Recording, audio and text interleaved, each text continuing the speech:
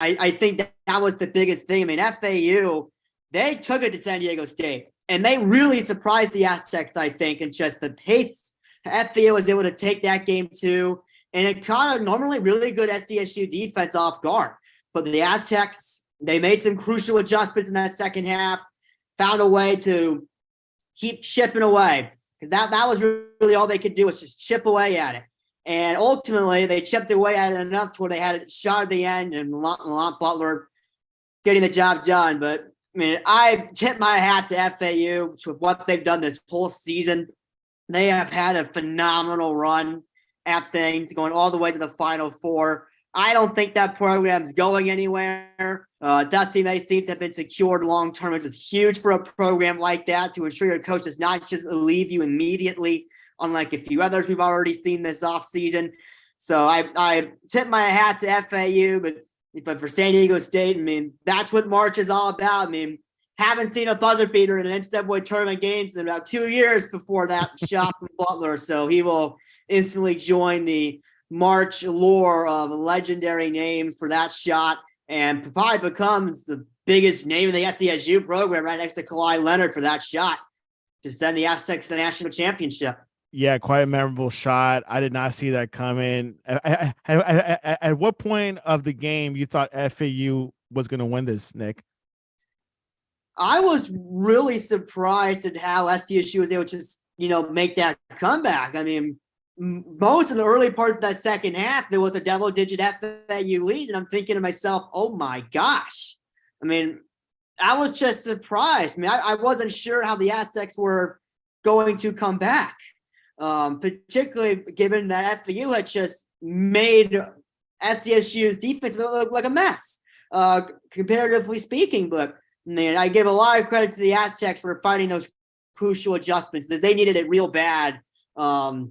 Getting some good performances. Butler had his big shot, but Matt Bradley found his touch after losing it in the regionals week. The last week in Louisville, he found his touch again for 21 big ones.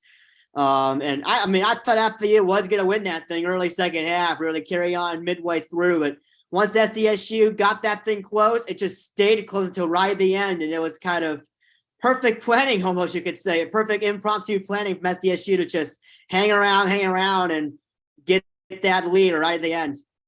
How do you see the future of FAU now with Coach Dusty May? Do you think he'll stay in FAU, or do you think he might go to a bigger school?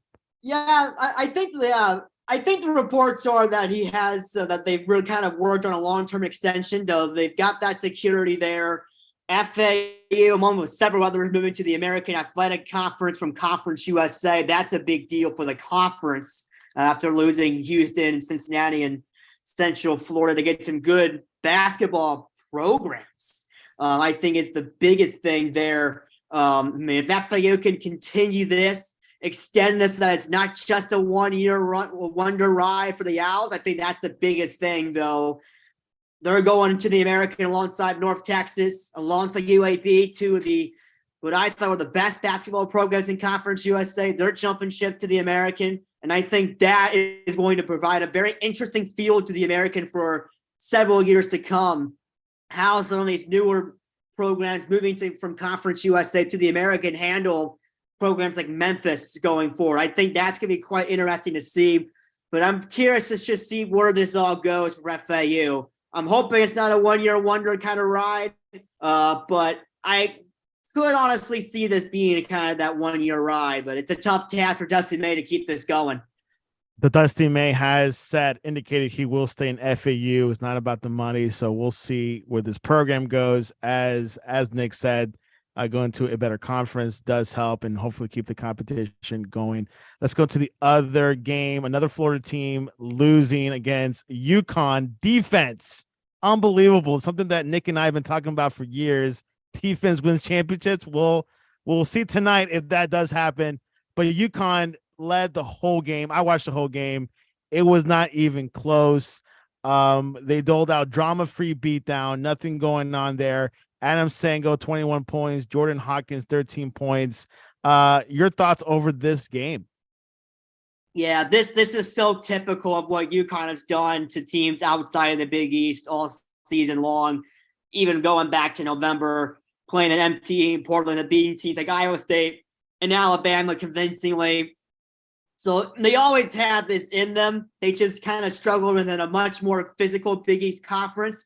But again, once they got right back out of conference again, here come the Huskies just rolling on through, laying waste to everybody. And I actually do have to give Miami some credit. I mean, they did not just lay down. I mean, they got this thing back to within single digits for a brief moment in time.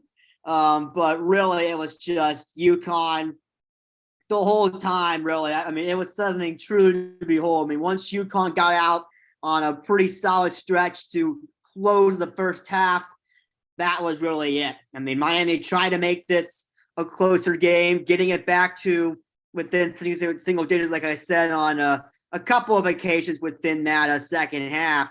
But UConn just, they rode it out. And I mean, that's all they can really do. I mean, you're not asking for a 20-point blowout here, just get a comfortable win. And it was very comfortable for UConn, very comfortable. Good sign for tonight. Miami, coached by Larry Larinaga, had a fantastic season. Surprised a lot of people. Beating Houston was probably one of the biggest upsets. Your thoughts over this program and the future for Miami? Yeah, this is an interesting program because you have guys like John Louise who have just been outspoken about the way they handle NIL. The way he paid Nigel Pack the $800,000 to get him from Kansas State to Miami via the portal, though you're not really supposed to do that. But again, it's the way NCAA has treated NIL. I mean, it's been all bets have pretty much been off. But I think the way they built this team is going to be the way Miami built it going forward, and many other programs have to do it too. But for this program, they had the returners and guys like Isaiah Long, Nigel Pack, and Norchad Omier ended up being two of the better transfer portal gets of the entire country. But really the big thing from this particular game, Luka Poplar's 0 points. That really hurt the Hurricanes. He had turned into a pretty solid contributor for the Hurricanes in this tournament. It just wasn't going for him. And Harlon Beverly and Bensley Joseph, they tried to make up for it, but they needed a lot more from guys like Pack and even Norchad Omier. Just to really get things going. But I think as long as Miami plays the NIL game in the portal as well as they have this year, they're going to be a factor. I mean, it's going to take years and years to truly figure out the long-term effects of NIL and to figure out which programs are consistently doing this in the portal year after year. But the way John Louise handled it this past offseason, I think Miami's going to be one of those programs that continues to do this time and time again. It's going to be a matter they can do it consistently. And could this extend to other programs like football? I mean, that's something that is yet to be seen. And that long-term effect, like I said, is kind of really up in the air. But a lot of promising stuff, I think, in Miami that to be so outspoken about NIL with guys like Omier and Pack and to get this to a Final Four as a 5 seed, yeah, this is not going away anytime soon. And I think people have to realize that it's not going away. It's not going away. Head coach Jim Larinaga has been there 12 seasons. Classic coach. He's missing that championship in his trophy case. What do you think about his legacy? Do you think he needs that chip, or hey, he's done a lot for this game? I don't think he needs it. He needs a championship to be the greatest coach in two programs' respective history. He was the one that led George Mason way back in 2006 to the Final Four, getting Miami to a Final Four, and to a point to where Miami's making second weekends at a decent rate under Jim Larinaga. I mean, that's the biggest thing, that he's done this now at two programs, and he's done it at Miami really darn good. So I think for him, it's gotta go hand in hand with the NIL deal drama, but you can really just kind of take this Larinaga legacy and be really, really happy about it. I think Miami absolutely will take the kind of year it got, and I think it's gonna end up being a little more consistent. I think for Miami, if they're able to play the NIL game as well as I think they're going to be able to do. And I think for Jim Larinaga, they have the guy, an experienced coach who has all kinds of experience of tournament experience, taking teams on runs. And I absolutely think he has made Miami a much better program in this era of changing tides. Larrañaga is still at the older front of those coaches, and he's done an exceptional job. I mean, to take a program like Miami to the Elite Eight round in back-to-back years is no small feat. And so I really give him credit for that. 4 second weekend appearances in his tenure in Miami, this being the first Final Four. He has a lot to hang his hat on as a coach, and he's done wonders for this Miami program, particularly the last few seasons. Jim Larrañaga has been to the Final Four before, back in 2006 with George Mason University, and he's done it again in 2023. Only 73 years old. He's getting up there in age, but a lot of people are doing a lot of wonders and later in life. So we'll see what happens with his Miami program. As Nick says, hopefully it spills into the football program as well. So we'll see what happens there for Miami. Let's go to tonight's big game, the national championship game between San Diego State and UConn. Two teams, most unlikely matchups. They were not predicted. I believe it was under 37 people who chose them, I believe. I was reading some stat out there. But your thoughts over tonight's game. Is it going to be a UConn beatdown with their defense, or is San Diego State has some tricks under their sleeves? The Aztecs have a load of experience. I mean, this could be the most experienced team UConn has played all year, with all the juniors and seniors that this team has. So I definitely think that has to be taken into equation. But I think for UConn, the way it plays the game, it really takes San Diego State's backcourt. They're going to try and probably take that as much out of it as possible, especially on offense. They're going to try to use their guards to distribute it to guys like Adama Sanogo, Alex Caravan, even Donovan Clingan at moments when he comes off the bench. They have that. I think it's a pretty sizable advantage down there inside. And that is what leads me to think that this could be a UConn beatdown by around 15 points or so. I think for SDSU, if they have a fighting chance, is that they have the experience. And I think that they're not going to be they're not going to be let down at any point if UConn gets on a run. I think that they'll have a lot of poise to get through this championship game. And if their backcourt's on one, I mean, if they're shooting well, I mean, they could beat anybody. With guys like Matt Bradley, if he's on, Darian Tremble, one of the better scorers, not just the Mountain West, but anywhere you could argue. And obviously, Lamont Butler showing his clutch ability in the semis, trying to carry that over to the championship, perhaps. So there's a lot of good qualities about this SDSU backcourt.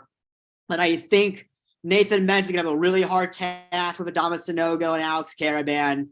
Lashad Johnson's kind of in that same way.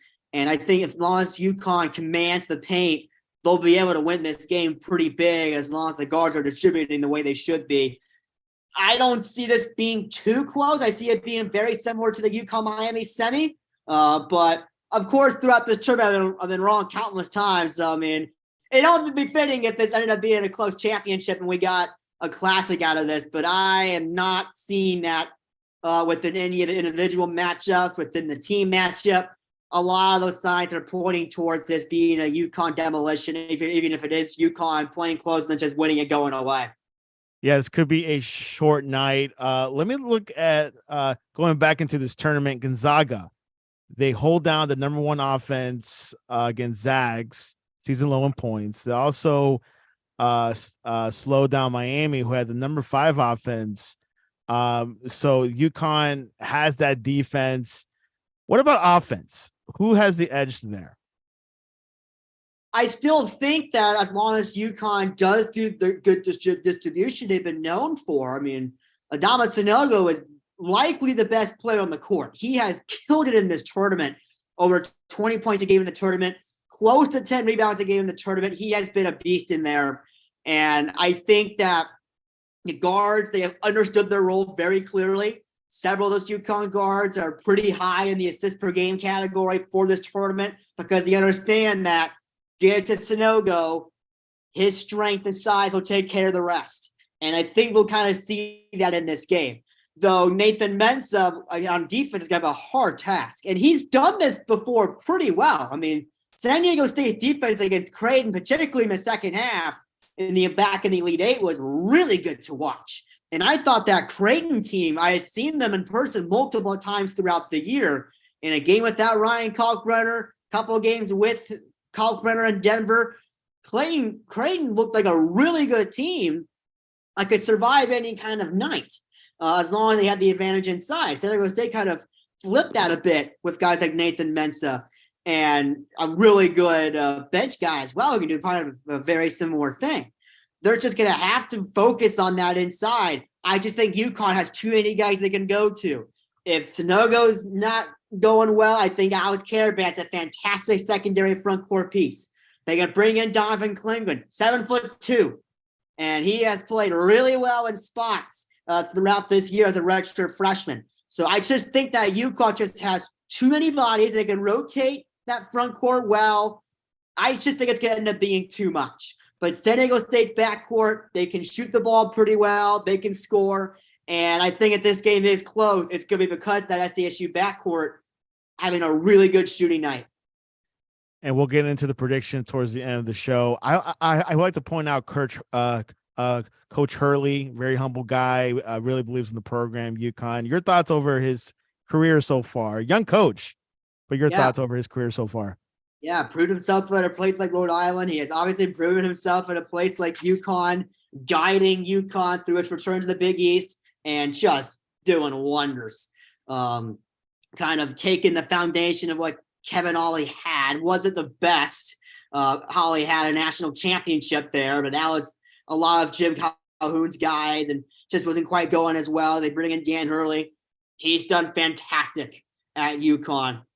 And I certainly think that a title win tonight certifies UConn's place as a blue blood in this sport. 5 titles in a quarter century, perhaps with a win tonight, of course. Only one of them will have been as a 1 seed, the first one. I mean, and just kind of going back to it, that's pretty insane what UConn has been able to do. You know, when they're not a 1 seed, they still have stars. And all of their teams, their title teams, have guys. I mean, the Kemba Walker year in 2011, Shabazz Napier, the title after that. They've always had really good performers. This year's Adama Sanogo with a really good front court, combined with great distributors in the backcourt. And I think Dan Hurley has done an excellent job managing this team well, seeing the championship potential in the non-conference slate, having some bumps in the road in conference play through a very physical Big East, but understanding that not a lot of teams are going to play as physical as a lot of those Big East teams, and kind of riding out the storm. And this team's kind of back to its November form that made this team one of the highest ranked teams in the country after the PK Invitational and all that tournament, what that presented for UConn. I mean, they're back to that kind of form. It's a very dangerous UConn team when they get on that kind of run. So, I mean, Dan Hurley's done an excellent job. Truly one of those guys that will probably end up being at that spot for a long time to come. Yeah, UConn definitely has a basketball history, and looking forward to see what happens tonight. If that continued their dynasty, I would call it. It might be too soon to call it, but we'll see what happens tonight. Yesterday, LSU won the women's championship against Iowa, 102-85. Your thoughts over this matchup? It was pretty exciting. 2 new teams, never won it before. Your thoughts? Yeah, I mean, terrible officiating aside, I don't think it would have mattered. LSU's offense was on a whole nother level of excellence. I mean, we obviously kind of knew what Angel Reese brought to the table, but like Daisy Williams, Alexis Morans, Jasmine Carson were all brilliant to watch. And I think particularly for Jasmine Carson, that's a game that many people are going to remember that name going forward and try to watch her develop. It was an unreal performance. I mean, Caitlin Clark had a pretty solid game, threw up some wild shots that some of them went in, some of them didn't. It was kind of one of those nights from Caitlin Clark. And then that whole Iowa team kind of rallies around her. And, you know, they got into foul trouble way too early in that game, Clark included. And that really kind of began the downfall, I think. And I think throughout the fourth quarter, it was pretty obvious who was going to win that game. But big year for LSU. I thought going in a 2-loss SEC team with a 3 seed didn't quite sound right. Didn't quite think they get to win the national title. I thought they would win that region going into the tournament, but they have had an outstanding season. I mean, Kim Mulkey, the coach at LSU, she's done it again with the second school. Had those titles with Baylor, now wins one for LSU. And I don't think that Tiger program's going anywhere anytime soon. I think Kim Mulkey has found something with that program, and she might be able to continue it. But I wouldn't be shocked if both these schools were back in a very similar spot. I mean, obviously not knowing the roster turnover situation, but Iowa with Caitlin Clark, I think she'll be back next year. So she's going to be out for revenge for that. And the women's game just has a way of having stars throughout multiple years, and these stars become marketable in college in a way that the men's game isn't quite able to replicate because of the one and done era that will continue for the foreseeable future. Those bright freshmen that go into the men's game, they're gone in a year. And some upperclassmen do turn into stars of their own right, but it's not like people are watching them with a key microscope for all 4 years, like fans of the women's game do with players like Caitlin Clark and UConn's Paige Beckers, who was unfortunately injured throughout early on in the year. So, I mean, it's one of those things for the women's game that just has so much momentum. I really can't wait to see what's in store for the women's game going forward. There's a lot of momentum there with the star power of the game, the way they're able to build up fresh stars, keep them around the college game for multiple years. I think it makes it really exciting, and there's a lot more parity now in the women's March Madness than there ever has been. And I think that adds another layer of excitement, particularly to the women's tournament, that's starting to make that more and more of a must-watch event from the first rounds onward. Yeah, it was a very exciting tournament for the women's. I really have to commend Kim Mulkey. Great outfit last night. I loved it. And she's a great coach. LSU, congratulations. All right, tonight, the main feast, the main entree. UConn is favorited according to FanDuel Sportsbook, 7.5 point favorite over SDSU. Nick, give us your final prediction, score line, and everything. Yeah, I think it's probably going to be UConn by double digits. I mean, I would say around 15 points, but I wouldn't be shocked if it was around 10 to 15. I think the Aztecs will fight. They'll give this a really good go. I think they'll fall behind early. They're not going to go down like Miami did as far as waiting until it's good to make that comeback. I think the Aztecs will find some form. And ultimately, the UConn front court, I think, is just going to be too much. UConn will certify as a blue blood tonight. And I think that conversation has to go now in favor of UConn with a national championship tonight. And the way they've been able to do it without having to be a 1 seed, I mean, they haven't been a 1 since 2009, and they're looking at their 3rd title since that year. I mean, it's unreal what the UConn program has done in a tournament that typically has a 1 seed to win it. It really is remarkable what that program's been able to do over the last 15 years or so, just the way it's been able to win titles, have good teams that are set up well for March. Another example of it, and 40 minutes away from cutting down the nets. It's quite remarkable, the runs of this tournament and teams that were surprising. Which team surprised you the most that they just went out pretty early and you were surprised? Wow, this team, I was looking forward to it. They were deep in my bracket, but they did not come through. Which team was that? I think it kind of goes down to those second weekend upsets of Houston and Alabama happening back to back. I mean, I thought particularly Houston was really well set up. I mean, Bama having its big star as a freshman typically does not portray very well in March. You typically have to have a lot more experience. Certainly missed out on that myself. But I thought Houston was a lot more set up to get to the Final Four at its home city. I thought that was a golden opportunity for the Cougars. They just couldn't take advantage of it. But I think this particular tournament, maybe some would say they had a little too much upsets, but I think this is more of what college basketball and the men's side is turning into. is turning into unbelievable parity. There is no elite team. They're all a bunch of good to great teams. And this tournament kind of reflected the season at large, to where you had teams rotating at the number one spot on a weekly basis. Teams were going up and down the rankings like crazy throughout the year. And to me, I thought a pool of 3 could win it. Turns out that pool was a lot larger than I ever could have envisioned. And certainly a season that will be unforgettable. But for the long-term future of college basketball, it's now about, does NIL in the portal make this an annual ritual? Will this calm down as players of the 5th year of eligibility slowly weighing out of the system? There's still a lot of unknowns for the immediate and long-term future of this sport. That's going to end up being really exciting to see how this ends up going over the course of time. And of course, the NCAA starting to really crack down hard on transfers that are transferred for a second time and third time outside of graduate transfers. What does that do to the transfer portal mania that everyone has now? There's a lot of unknowns that I think will play itself out over the next 4 to 5 years. That's going to make the evolution of this sport and the evolution of roster building so much fun to watch. So many more wrinkles now than there ever has been.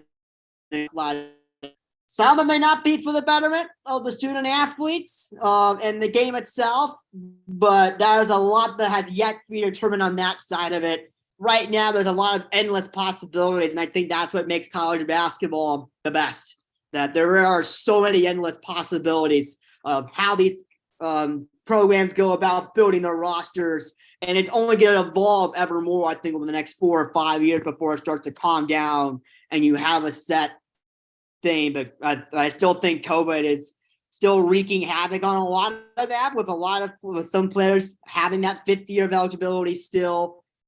I mean, it's just going to make things a whole lot more fun this offseason, very similar to this past offseason where things are happening almost every day. Well, there you have it. NIL changing the game as well in basketball, also football. And Nick said his opinion over it. It's quite interesting what's going to happen in the next couple of years. Hopefully college basketball is still going to be as good as this year's. Good surprising teams. I think it will be. I mean, I think that you get the combination of the fresh stars that a lot of fans of the program may end up tuning into a game or so in February and March to see how they perform before they go to the big leagues. I still think you'll have this endless cycle of really good veterans that stick around, naturally become those stars within their team, stars within their conference. I mean, there's still a lot to believe in college basketball. And the stock, I think, for the sport is still very, very positive.